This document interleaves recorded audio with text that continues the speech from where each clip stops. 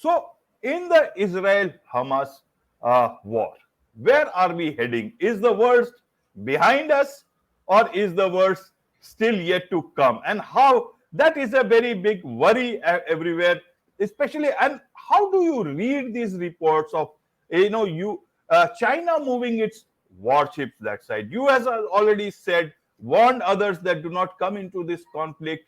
Israel, at the same time, it is speaking in different languages. I'm trying to understand for the audience, what does US want? Where does it position itself? It has got warships. It wants to talk. Biden's visit, his speech there. Help us make sense. Even the UK has moved its ships and troops to that region. He has visited, Sunak has visited Saudi Arabia. So what is happening? I don't get it. You understand these things very well. Help us understand, how should a person sitting far away in India understand what's happening? Well, there is a lot going on, but not all of it is all that mysterious. US and UK are trying to keep Iran from directly meddling, and they're trying to keep Hezbollah from escalating. So bringing in major warships is a deterrent sign to keep third parties out of the conflict and to try to mitigate this damage as much as possible. Um, that doesn't mean that the situation is over. Hezbollah is very much calculating its moves. A lot of will depend on how much success Israel encounters in Gaza, whether or not it will suffer heavy losses, and whether or not there'll be a lot of pressure from the international community, including the US, to cut the campaign short, depending on the number of civilian casualties. And since Israel has not even gotten in yet, and already there is a lot of pressure, we can see that Hezbollah will try to calculate how to use an opportunity to weaken Israel without also being completely decimated in return. It may wait until Israel is sufficiently distracted with various infiltrations from Gaza operations. By the way, not all Gaza Hamas terrorists have been caught or killed. Many of them are still roaming around the south, and they could be anywhere at the moment. And there are all constant security incidents.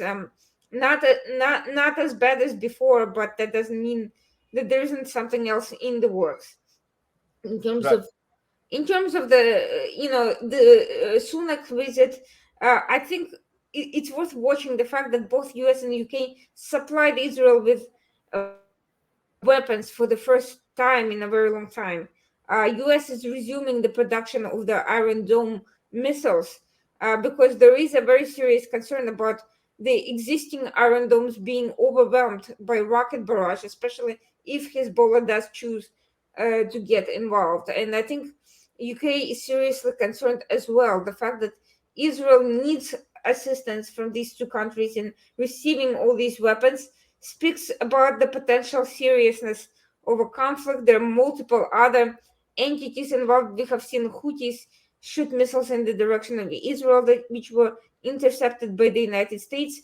It is clear that a multi front war is something that Israel would not necessarily be able to face alone, especially after the apparent major blow to its military and intelligence services. It doesn't mean that they won't recoup and that they don't have sufficient equipment for certain types of operations. But if we are talking about a very long-term effort with multiple actors that are very heavily armed, I think US and UK are very concerned about what that could mean, whether Iran will get involved directly, and they want to make sure that Israel has everything it needs to withstand such an attack. The visit to Saudi Arabia was actually not particularly meaningful. It did not result in any breakthroughs, nor could we really expect anything. It's not like Saudi Arabia controls Hamas or controls Israel or has any particular input other than pushing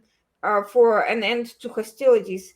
At this point, I'm not even entirely sure what kind of reassurances either the US or UK wants from Saudis at this point, other than them pulling their backing for Hamas, which we have seen from their early statements, which hasn't happened. And uh, the only thing we can expect from them is to not get involved with Hamas, which would be already something something positive. At this point, I don't think they have any intention of directly weighing in on either side, but it is concerning that some of the Saudi officials that have come out actually made excuses for Hamas, tried to blame this October 7th attack on occupation. Gaza has been under complete Hamas control since 2005, and no occupation could justify attacks on civilians regardless. So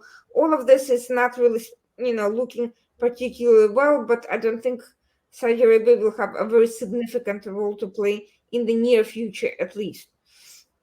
With Right, respect to right, China, that is a much more concerning development than Riyadh, because China can have a major role in assisting in Iran in these operations. It can do so in two ways. First, without even going as far as the Middle East, it could use this opportunity without potentially devastating the Strait of Hormuz, disrupting international trade.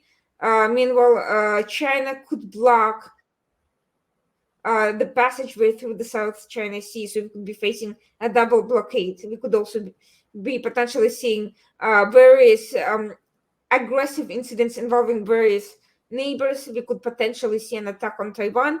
We have just seen China arrest a Japanese executive under, trumped up charges of espionage, which does not bode well. If China is starting to engage in this political hostage taking of its rivals under various pretexts, we could see an escalation occurring that could result in some acts of covert action, of aggression, of minor asymmetrical warfare, more serious incidents, cyber wars, and things like that. So this is a really very concerning sign. The fact that it's moving ships to the Middle East as a counterpoint to the US and UK, this is escalating tensions, and it's actually escalating situation in the Middle East, and it's showing China's interest in the situation, and it's clearly also backing Hamas. So we are seeing this, that China is looking to turn this into a proxy conflict for its own interests in the Middle East, which have been growing. And up until this point, while China has been selling surveillance technology, and it's been renting out land in Iran, and it's been doing a lot of telecom projects with various GCC states, and taking control of some of the infrastructure, it has not yet been openly militant in that area. It has not yet built any significant bases in that particular region. The fact that it's moving ships is the first really very open sign of asserting military interests in a way that's also directly antagonistic to the United States. And it's a hostile move to move the ships there at the time. Like it's also outright meddling in this conflict in this way, beyond its apologetics and political legitimacy to Hamas, beyond the anti-Semitic and anti-Israel propaganda in its newspapers, quite open this time. This is a really serious escalation, and I do think that we should be very concerned about it. China is a rational actor. It is not necessarily going to do anything without calculating it very carefully. I don't believe that we should be expecting a kind of very reckless confrontation initially, or any sort of provocative incidents. But even the fact that it's just moving the ships in that area, that in itself is just showcasing how much reach China feels it has, and how much power it thinks it has in the Middle East. From playing mediator to now actually intervening in third-party conflicts. So that's a really big change in a very short period of time. absolutely, absolutely. One thing I wanted to understand for the audience is that US is a, as we said, US is always under the thinking that someone may attack its troops down in the Middle East or in that region. Who will attack US troops in that region? What is the fear that they have got? Because they are there for some deterrence, and So, do you think it's a realistic scene? Who could be the players here? Secondly, Putin recently visited China. Apart from the what they have said in public, what do you think they would have talked behind the scenes? What is it that they want from each other? What is it that they want together from the world? In terms of attacks, well, US has already been attacked by Iraqi militias and multiple times, and it has taken no measures to defend itself. In the past, Iraq has actually attacked US drones, and US has sort of faced harassment by IRGC boats. US Navy is no match for Iran. I do not expect a very serious attack. We can expect electronic jamming. We can expect maybe drone related incidents, things like that. Not anything serious. But even incidental provocative actions can get out of control. So we can have an incidental escalation with Iran, and China weighing in is also most definitely not a good sign. Anytime you have an aggressive confrontation, there's always a chance that something could go wrong if even if there's no deliberate effort to escalate. I don't think China is looking for direct confrontation with the US, but I do think they want to limit what US can do and how much defense it can offer Israel. In fact, China is openly siding with Hamas and with Iran by doing so. I think it's a very clear sign. I think it's very concerning. I don't think we necessarily are facing a major conflagration in the near future, but I do think that if Iran directly attacks the US or Iran directly attacks Israel, US will be forced to fire back, and then there's no telling what can happen. Right. In terms of Putin's visit to China, um, I think they have a lot to talk about actually managing their spheres of interest in the Middle East and in Africa, for instance. On the one hand, they're quite complementary to each other, they play different roles in both spheres. They're not necessarily in conflict, despite both having significant ambitions, but they do need to figure out how to manage some of these um, developments because there is no clear end game. China has aspirations of building additional bases. Russia wants access and control to Bosporus and Dardanelles. That's not going to happen anytime in the near future. It cannot. It does not. It just can't fight with Turkey over that. It has no power to do that. There is the situation with Syria that I think is of utmost interest to both countries. They're looking to capitalize on the current chaos. We have seen Russia engage in serious defense maneuvers with the Syrian military. China has been holding talks inside about reconstruction, about control, economy, sanctions, all sorts of things. Possible talks of a future military base somewhere near Syria. If that is the case, then Russia and China will have to negotiate that because Russia has also been viewing the same area for potential navy bases. It's looking to build a base in the Black Sea as well, which would mean a permanent entrenched Russian maritime presence in the Black Sea. A few things are going on with that. Of course, the war in Ukraine remains a factor. There is still not a significant enough move for either side to prevail.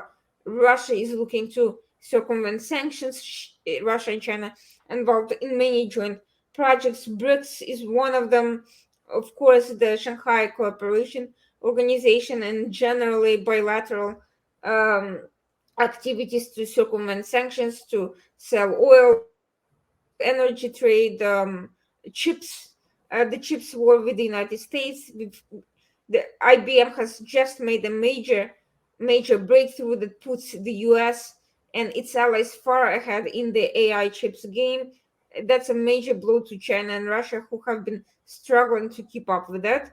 China has been making some progress, but not yet sufficient to prevail in that battle. So I'm sure all of these things on the table: economic incentives, cooperation, um, and China's own interest. China has announced that Russia would be its partner in any future action against Japan or South Korea, possibly Taiwan. So we can expect that these sort of conversations are happening, and certainly the Israel-Hamas war and its impact on the Middle East, on the economic reality in the Middle East, are of major interest and concern to both countries. They have shown no secret of having interest in Israel, economic, social, political, but also actually hedging their bets more towards Hamas for various reasons, and of course aligning with Iran and other countries. So I think that would very much be a subject of discussion: general anti-Western positioning, possible cooperation on other fronts, increasing intelligence and increasing cybersecurity cooperation, which have been rising, but perhaps there's always room for more. There's still a lot of distrust on a tactical level between the two countries, so they have to balance this historic and tactical distrust with the strategic interest in opposing the West as much as possible and infiltrating politically different countries as much as possible.